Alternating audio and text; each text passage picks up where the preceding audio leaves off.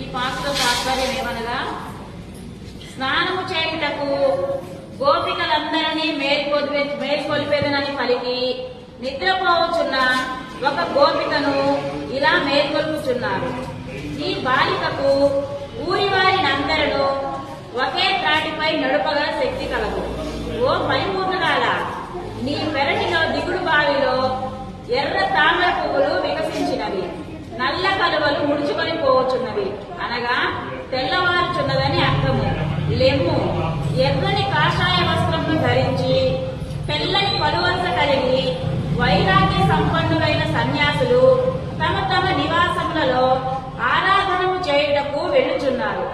లెమ్ము, నీవు ముందుగా మేల్కొని వచ్చి మమ్ములను లేపెదనని మాట ఇచ్చితివి, మరచిపోతివా? ఓ లజ్జలేనిదానా, లెమ్ము. ఓ మాట నేర్పుగలదానా, శంఖమును చక్రమును ధరించినట్టు ఆజానుబాహునకు పుండరీకాక్షుని మహిమను గానము చేయుటకు రమ్ము అని నిద్రపోవచున్న గోపికను గోదాదేవి మేల్కొల్పుచున్నది.